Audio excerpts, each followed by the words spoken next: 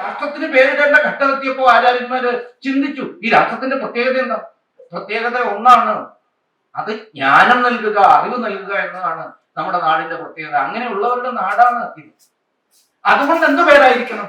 ഭാസിൽ രതിയുള്ളവർ വാഴുന്ന നാട് ഇന്ന് ഭാരതത്തിന് നാമം വന്നു, പേര് വന്നു.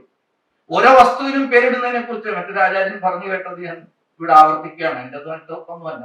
തൊറൂർ വിശ്വംഭരൻ സാറ് മഹാരാജ് കോളേജിൽ അധ്യാപകനൊക്കെ ആയിരുന്നു. ഇംഗ്ലീഷിലും സംസ്കൃതത്തിലും അതേപോലെ തമിഴിലും അതിനോടൊപ്പം തന്നെ തത്വശാസ്ത്രത്തിലും ഒക്കെ അഗാധ പാണ്ഡിത്യം ഉണ്ടായിരുന്ന വിശ്വംഭരൻ സാർ ഒരിക്കൽ പറഞ്ഞു, ഈ പേരിടുന്നതില് സാഹിബിന് ഒരു മര്യാദയില്ല.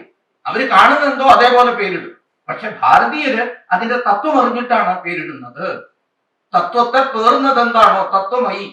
തത്വമയി എന്ന വാക്കിന്റെ അർത്ഥം എന്താണെന്നുള്ളത് ഞാൻ ഇങ്ങനെ അന്വേഷിക്കുകയായിരുന്നു. തത്വമസിയെ കുറിച്ച് നമുക്ക് എല്ലാവർക്കും അറിയാം. തത്വമയി എന്താണ്? അപ്പോഴാണ് മനസ്സിലായത്. ഇത്രയൊക്കെ ചിന്തിച്ചിട്ടാണോ രാജേഷ് ഈ പേരിട്ടതെന്ന് എനിക്ക് അറിയില്ല. അല്ലെങ്കിൽ ഏതോ മഹാത്മാവൊക്കെ ഉപദേശിച്ചു കൊടുത്തിട്ടുണ്ട്. പ്രിമോർഡിയൽ എന്നൊക്കെയാണ് അർത്ഥം. ആദി പരാശക്തിയുമായിട്ട് ബന്ധപ്പെട്ടാണ്. ഏതാണ് തത്തിനെ വഹിക്കുന്നത് എന്നൊക്കെയാണ് ഈ വാക്കിന്റെ അർത്ഥം. നല്ലത്, നമസ്കാരം. അത്തരം ഒരു പേരാണ് ഇതിനുള്ളത്. തത്തിനെ ഹോൾഡ്സ് ദാറ്റ് തത്ത് എന്ന അർത്ഥമാണ്.